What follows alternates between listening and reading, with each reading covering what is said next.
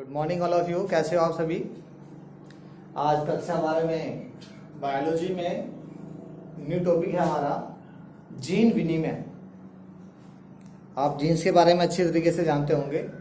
10th class में आपने पढ़ा होगा, 11th में पढ़ा होगा जीन्स क्या होते हैं, यानी कि जो हमारे गुणसूत्रों पर स्थित होते हैं। यानी कि एक प्रकार से हम कह सकते हैं आनुवांशिकी की इकाई होती है जीन्स, जो हमारे जो कैरेक्टर्स होते हैं, माता पिता के जो कैरेक्टर्स होते हैं, वो नहीं उनकी संतति में जो ट्रांसफर करने का कार्य होता है उसमें वो जीन्स का होता है, यानी कि ले जाने का जो कार्य होता है वो जीन्स ही करती है। ठीक है, तो आज हम बातें करेंगे जीन्स के बारे में। तो थोड़ा जीन्स के बारे में थोड़ा आपको मैं बेसिक नॉलेज देता हूँ पहले कि जीन होता क्या है। यदि जीन को हम डिफाइन करना चाहें या इसको इंग्लिश में बोलते हैं क्रॉसिंग ओवर।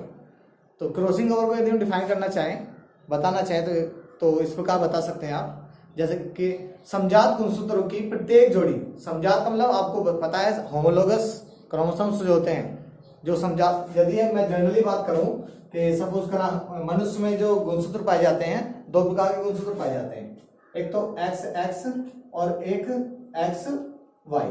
अब इन दोनों गुणसूत्रों में समजात गुणसूत्र कौन सा है? जिसके दोनों युग्मक समान होते हैं। ये भी X है और दूसरा भी X है, ये X है और ये Y है। ये फीमेल में मिलता है और ये मेल में मिलते हैं। क्लियर? तो मेल में किस प्रकार के गुणसूत्र मिलते हैं? होमोलोगस, यानी कि समयुग्मजी या समजात गुणसूत्र मिलते हैं, और मेल में विषम युग्मी। तो फीमेल में XX मिलते हैं। क्लियर हो गया, होमोलोगस। तो इसकी परिभाषा की बात करें यदि हम, तो परिभाषा आप लिख सकते हैं, आप समझ सकते हैं। छोटी सी परिभाषा है कि समजात गुणसूत्रों की प्रत्येक जोड़ी नॉन सिस्टर क्रोमेटिड के खंडों के मध्य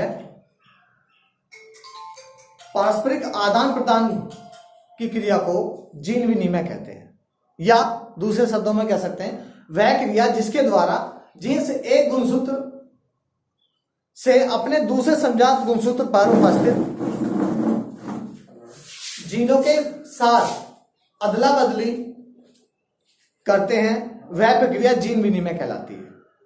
ठीक है, और जीन विनिमय की खोज की बात करें तो इसका जो पता लगाया था सन 1909 में जॉनसन ने। क्लियर? सॉरी, जैनसन थे।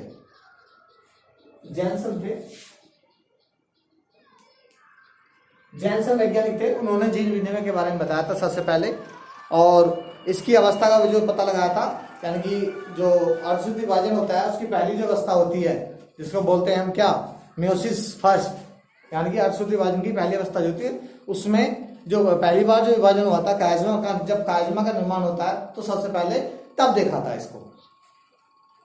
आगे इसके बारे में बात करें यदि हम, तो सन 1910 में मॉर्गन ने, सन 1910 में मॉर्गन ने क्या किया था, इस प्रोसीजर को आगे बढ़ते हुए देखा था। यानी कि यहां तक तो क्या था, यानी कि गुणसूत्रों की आदान प्रदान की अदला बदली जो थी जॉनसन ने देखा।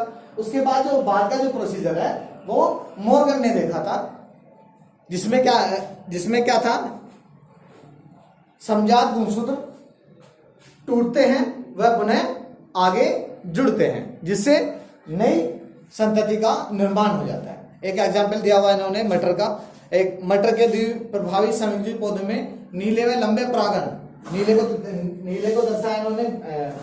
इसको रफ करता हूं मैं जरा।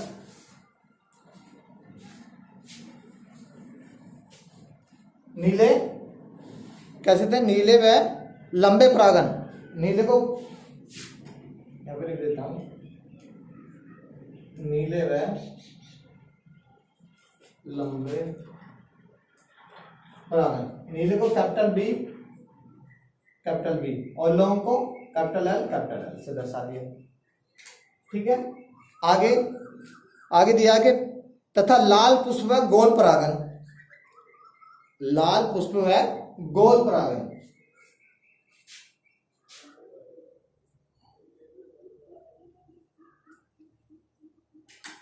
गोल, तो लाल को स्मॉल बी और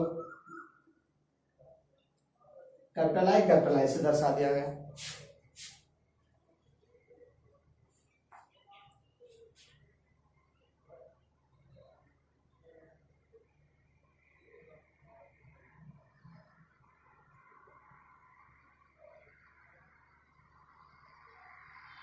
ठीक है, तो जब इनका आपस में संकलन कराया अपन पीढ़ी में क्या होगा, देखो ये भी होमोलोगस है, ये भी होमोलोगस है, ये भी, तो दोनों में से क्या किया हमने, एक बी एक एल, एक बी एक आई हो गया।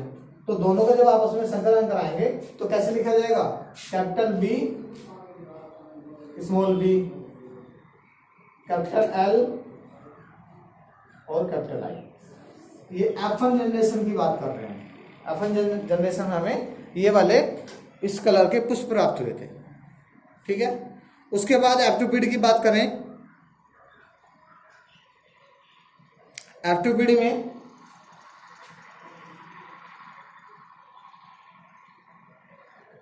क्या किया इन्होंने, F2 पीढ़ी में नीले पुष्प और गोल परागन वाले कैपिटल बी,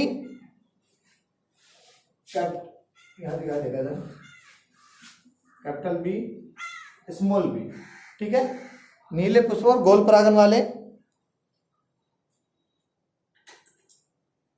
और capital I capital I.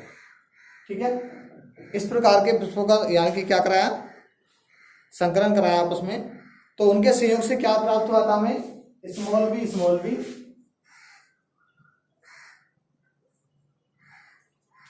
Small I, ये चीजें प्राप्त हुई थी।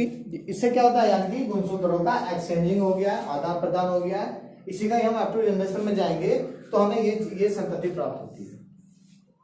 इसका मैं ग्राफ सेंड कर दूंगा आपको बना करके, वो बिल्कुल जैसे हम रेखा चित्र बनाते आए हैं सेम उसी के अकॉर्डिंग है, कोई ज्यादा डिफरेंस नहीं है। बस समझने का थोड़ा सा आपको ध्यान देना पड़ेगा, थोड़ा सा पढ़ना पड़ेगा इसके लिए, ये क्योंकि ये टॉपिक थोड़ा हटके है तो उसी से रिलेटेड हमारा, लेकिन थोड़ा सा चेंज है इसमें। तो यदि विनिमय की बात कर रहे हैं हम, तो विनिमय के जो प्रकार होते हैं वो 3 प्रकार के विनिमय होता है हमारा नॉर्मली। कितने प्रकार का होता है, 3 प्रकार का। तो 3 प्रकार के विनिमय, पहला होता है एकल विनिमय,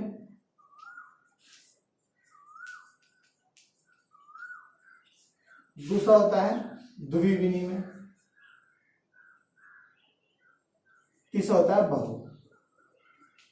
ठीक है, यानी कि बहुत सारे हैं इसमें। एकल की बात करें तो एकल में क्या होगा, सपोज का ये हमारे क्रोमोसोम्स की स्ट्रक्चर है, तो यहां से रख करते हैं इसको। एकल की बात करें तो एकल में किस तरह का स्टैंडर्ड होगा, इस तरह का। ठीक है, द्विवीय विनिमय की बात करें इस तरह का। त्रि की बात करें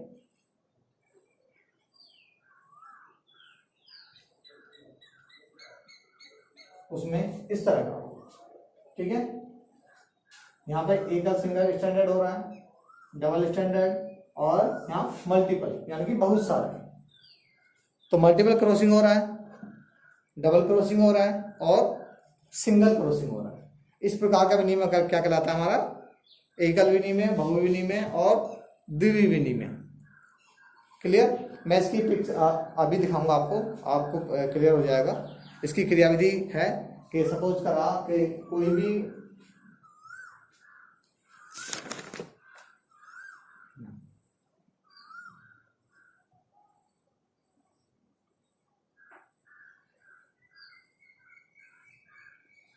देखिएगा, एकल विनिमय की बात करें यदि हम, तो एकल विनिमय क्या होता है, जब गुणसूत्र की लंबाई पर एक क्याज्मा बनता है, ये वाला, ये गुणसूत्र की लंबाई है तो इस पर क्या बन रहा है, एक क्याज्मा बन रहा है। ठीक है, जब गुणसूत्र की लंबाई पर एक क्याज्मा बनता है तो ऐसे विनिमय एकल विनिमय कहलाता है। इसका अर्थ क्या हुआ, इसका अर्थ होता है कि समजात गुणसूत्रों के क्रोमेटिड केवल एक स्थान पर टूटे होते हैं, यानी जो समजात गुणसूत्र होंगे वो कैसे होंगे, एक स्थान पर टूटे हुए होंगे। नेक्स्ट हमारा द्विवीय विनिमय। द्विवीय विनिमय की यानी कि डबल क्रॉसिंग की बात करें तो जब युग्म कैसे होंगे, जब गुणसूत्र युग्म में विनिमय दो बिंदुओं पर होता है, यानी कि एक यहां पर हो गया, एक यहां पर हो गया, ठीक है, इसको क्या कहेंगे हम, द्विविनिमय, अर्थात दो क्याज्मा का निर्माण होता है, तो इसे क्या कहेंगे हम, डबल क्रॉसिंग ओवर कहते हैं।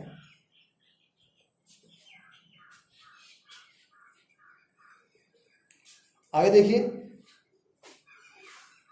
तीसरा है बहुविनिमय, यानी कि मल्टीपल।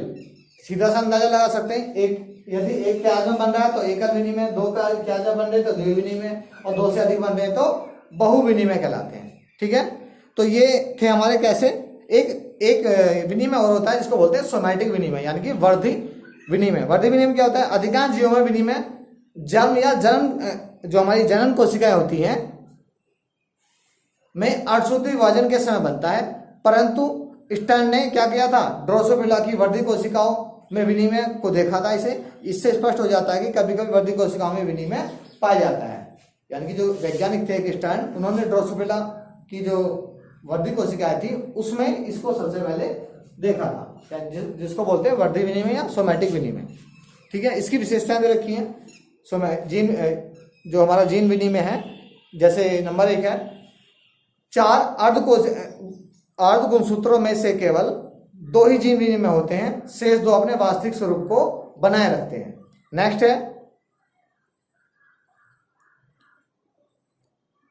दिया हुआ है, एक गुणसूत्र के 2 अर्ध गुणसूत्रों में विनिमय नहीं होता। एक गुणसूत्र जो होगा उसके 2 अर्ध गुणसूत्रों में विनिमय आदान प्रदान नहीं होगा।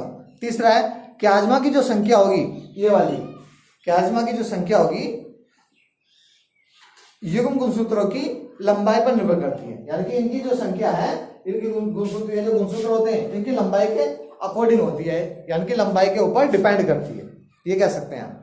और लास्ट है हमारा, समजात गुणसूत्रों पर स्थित दूर, जो समजात गुणसूत्र होते हैं उन पर जो दूर स्थित जीन्स होते हैं उनमें क्या होता है, जीन विनिमय की संभावना पास स्थित जीनों में अधिक होती है। कहने का तात्पर्य ये हुआ कि जो हमारे समजात गुणसूत्र होते हैं उनमें जो जीन्स उपस्थित होते हैं उनमें गुणसूत्रों की जो संभावना होती है वो अधिक हो जाती है। ओके, आज के लिए इतना ही, कल मिलते हैं नेक्स्ट वीडियो में। मैं आपको इसकी पिक और डायग्राम, मैकेनिज्म की क्रियाविधि दोनों मैं सेंड कर दूंगा, इसके फोटो खींच के, और आप वहां से इसका डायग्राम बना सकते हैं। Okay, thanks for watching.